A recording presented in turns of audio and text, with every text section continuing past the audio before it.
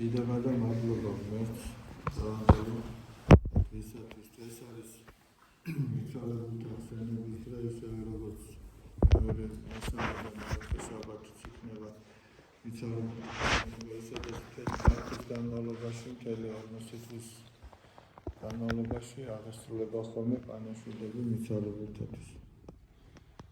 ეს არის ასევე 9 ღრმა კოლაიდის ხსენების დღე.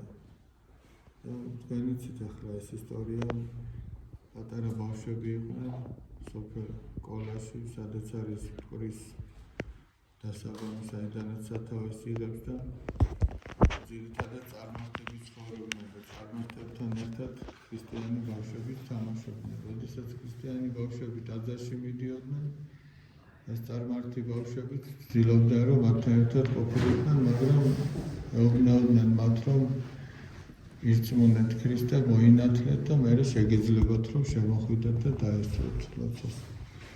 და მათაც დიდი სურვილი გამოიჩინეს მონათლისა, ღამით ჩუმად მოინათლნენ და სწორედ იმის გამო რომ ქრისტიანები გახდნენ, მათმა წარმართმა მშობლებმა გამოითხოვეს რა თავისაგან ნებართვა ორმოში ჩაყარეს და ქვებით ჩაქოლეს. ძალიან მოკლედ რომ მოუყვეთ ესე იგი და ეს ბავშვები მოწამეობრივად აღესრულნენ, იყვნენ 9 დაახლოებით მათი ასაკები არის, შეიძლება 10, 12, 14 ეს დაახლოებით ესეთი ასაკის ბავშვები იყვნენ.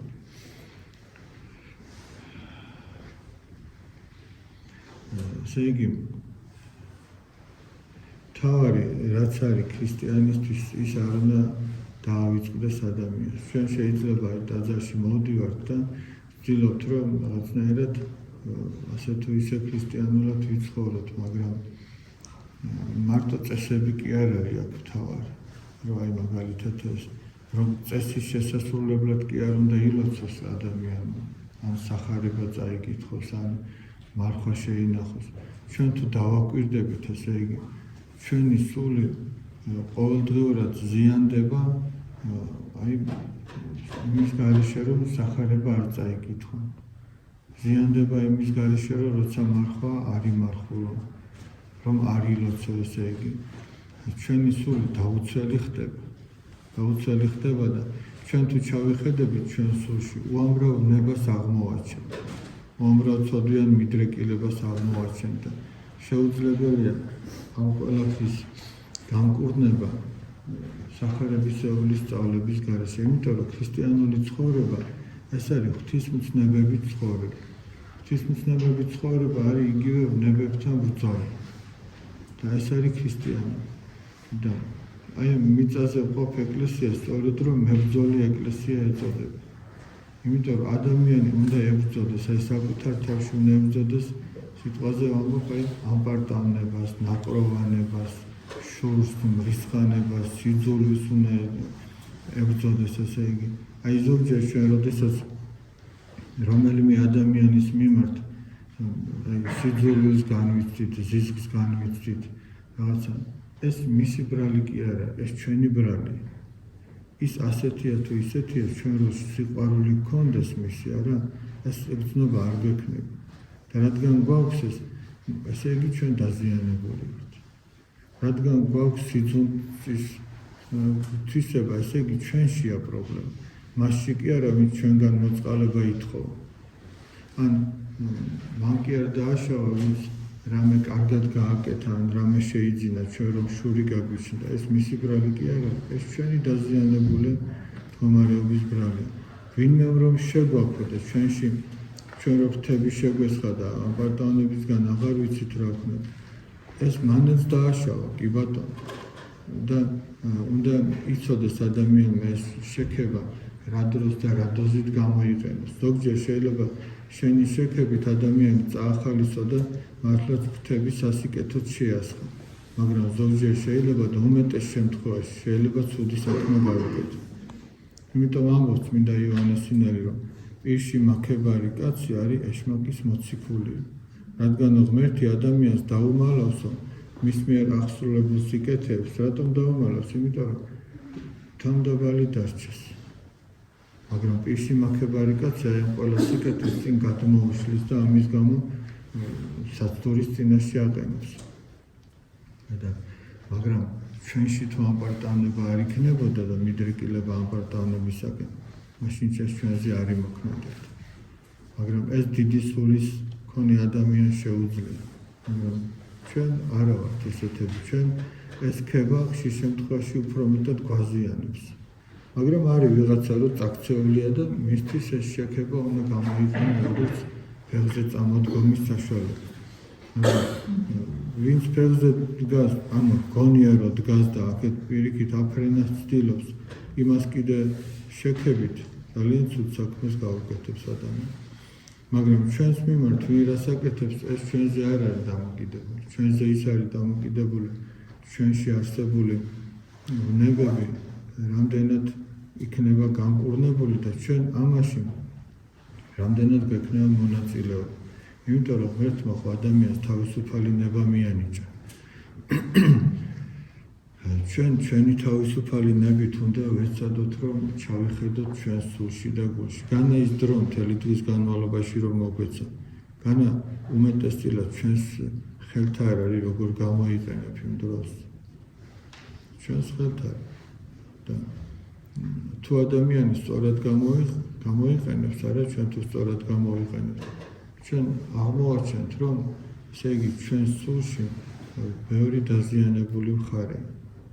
და იმას ყველაფერს თავისი წამალი ჭირდება. ეხლა რამდენი ლიტერატურაა გამოსული, სასულიერო ლიტერატურა ამ თუ იმ თემასთან დაკავშირებით, უამრავი პატერიკია, ანუ მამათა ცხოვრებიდან ეპიზოდები, სწავლებებია წმინდა მამათა. და აი მაგალითად ადამიანს აქვს სიტყვაზე ნაპროვანების ნება. ეხლა ერთი ის რომ აღსარება უნდა თქვას და ამითი განიკურნოს სული, მაგრამ მეორე საშუალება იცით რა არის? წაიკითხოს ამ ცოდვის შესახებ წმინდა მამათა ნაწერები. ის მარტო ინფორმაცია კი არ არის, არამედ ის არის იქ მოქმედებს მადლის სულისა წმინდის და ადამიანს კურნავს მერე ეს ეხმარება. მაგრამ თუ ადამიანი ავადმყოფობის ჟამს წამალს არ დალევს და ისე ეცდება რომ განიკურნოს, ესე ძალიან ძნელად განიკურნება. და ჩვენთვის მოცემული არის ეს წამალი წმინდა მამათა ნაწერების სახით, სახარების სახით, აღსარების მეშვეობით შეიძლება ადამიანის სული განიკურნოს და თუ ქრისტიანულად ცხოვრების სურვილი ადამიანი აი ამ საშუალებებს უგულებელყოფს, მაშინ აღმოჩნდება სრულიად განიარაღებული და ვერაფერს ვერ გააკეთებს.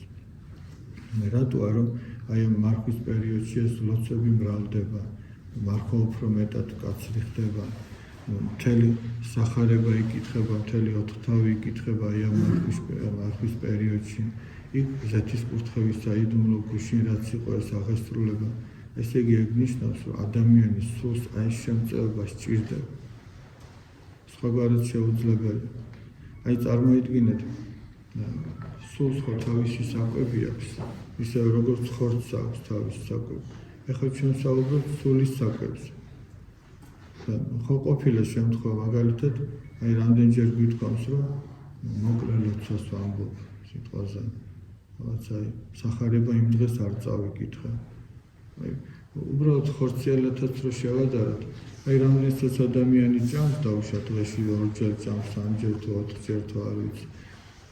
აბა იმ ყოველ ჭამაზე პატარა მოაციც ხმას ყურს და როგორც მოკლე ლოცვა, ესეც პატარა ლუკმა იკმავს. ცოტა ხანში შეატყობს, რომ ცოტა დასუსტდება. ხორციელად დასუსტდება. აი წყალი არ დალიას დავუშვათ სიტყვაზე. ეხლა აღარაფერს ვამბობ, ჰაერიც თუ არის თუნდღა, ხო და აი ეს ყველაფერი, რაზეც ჩვენ ვლაპარაკობთ, როგორც ქრისტიანი ფეხზე რომ იდგა, ჰაერივით გჭირდება და შეიძლება ითქვას მეტადაც გჭირდება. მეტად რატო? უჰაერობით ადამიანის სხეული მოკვდება. მაგრამ ამ ყველაფრის გარეშე, ანუ მადლის გარეშე ადამიანის სული კვდება. ხორცი ისედაც დროებით არის, მაგრამ სული მარადიულია. ამიტომაც ჩვენ უნდა არ უნდა დაგვაუწყდეს რა არის მთავარი. მთავარი არ უნდა დაავიწყდეს ადამიანს. ადამიანი ფაციფუცობს, ყველაფერს აკეთებს, რაღაცა უნდა რომ მოასწროს, მაგრამ მთავარი გვერდზე რჩება. ამიტომ აი ქრისტიანული ცხოვრება ჩვენ იმ თავრით უნდა დავიწყოთ ჩვენი ოჯახებიდან, ესე იგი. რატო არის მაგალითად რომ მაგ შემთხვევაში ჩვენს ოჯახის წევრებს ჩვენი ქრისტიანული ცხოვრება არ მოსწონთ? რატო არის? ან თუ დავუშვათ მოსწონთ, რატო არ გვბაძავენ მაშინ? რატო ხდება? რატო უწევს ქრისტიანს ეს მით უმეტეს ახალ დამწყებს ემართება ხოლმე, რომ თავის ოჯახის წევრებს შეაგულიანებს, მიდიას გააკეთე, ზოგს წლები უგრძელდება ეს. რომ აი თავის ოჯახის წევრებს აძალებს, ახლა შენ მარხვა შეინახე, ახლა ილოცე. შენ თუ დაგინახა მლოცველი და მართლაც შეგატყო, შენზე ლოცვა ასე კარგად მოქმედებს, რაში ჭირდება მას ეგეთი რამის დაძალება? ჭირდება? აი თუ მართლა მოეწონა, რომ შენ ეგრე კარგად აკეთებ. თუ შეგატყო, რომ შენ გულში სიხარული გააჩინა იმ ლოცვამ და მარხვამ, იმ ახსარებამ, იმ ზიარებამ. თვითონ არ იკითხავს, რომ რატო ხარ ეგეთი გახარებული? როგორ მოახერხე ეგრე იმედიანად რო ხარ? როგორ შეგიძლია ეგრე ადვილად მოითმინო წყენა? ხო უნდა დაინტერესდეს და ჩვენს გარშემო თუ ეს არ ხდება, ეს მათი ბრალი კი არ არის.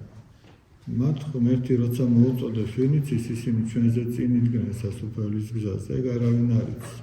ამიტომაც ამოს მოციქული პავლე რომ ჭამელიო არ ამჭამეს, ნუ განიკითხავსო და არ ამჭამელი მჭამეს, ნუ შეურაცხყოფსო. შენ თუ მარხულო ღვთის გულისათვის სიმარხულე და ნუ განიკითხავს ხებს.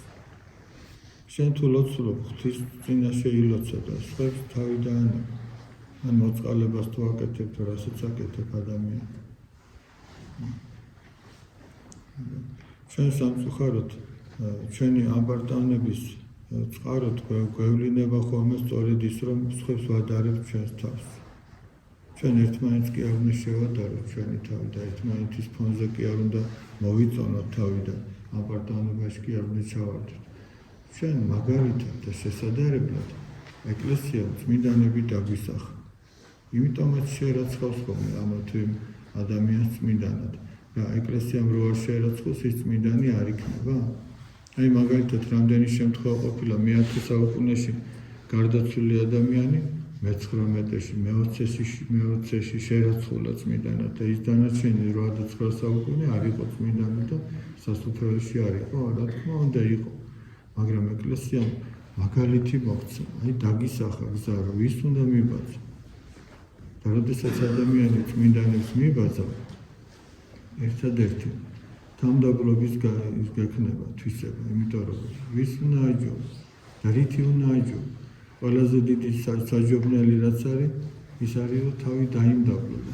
თამდაბლობით როგორღა იამაყებ ესე იგი. თუმცა ესაც თურიც აქვს ადამიანს, უჯერ თავისი თამდაბლობით ამაყობს. იმდენად თამდაბალი ქონია თავისი თავი, რომ ასეც ამბარტანების მიზეზად ექცევა. ეს მაგ ისეთ დახელოვნებულია, ესეც შეიძლება მოახერხოს.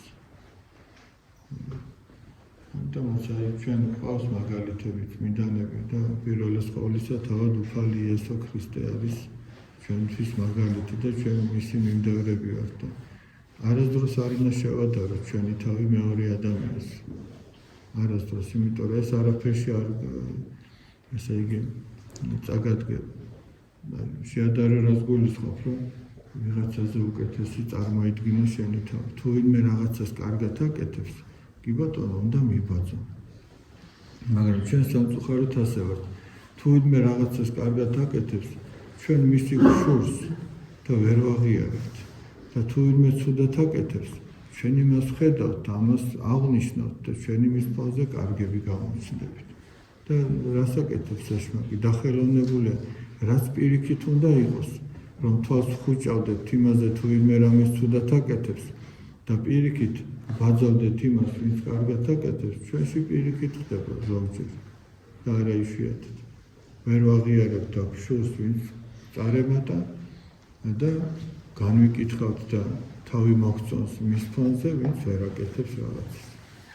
ძალიან ერთ-ერთი საწურია ალბათ როგორც ჩანს ადამიანისა, ამითიც შეიძლება ადამიანი წაახდინოს ეშმაკ. მერტმა მოგვანიჭოს ჩვენ გონიერება, რომ ღვთის წინაშე სიმდაბლით და ასე იგი ღვთისმცნებებით ვიაროთ და შეუძლებელია ადამიანი ეცადოს ღვთისმცნებებით იცხოვროს და მასში სიამაყე იყოს. იმიტომ რომ ღვთისმცნებას ადამიანი ღვთის მადლის გარეშე ვერ აღასრულებს. და ადამიანი მიხვდება, რომ მე უძლური ვარ აი ამ ცნების შესრულებაში, თუ არა შეწევნა ღვთის მადლის. მithma darusuli და გახარებული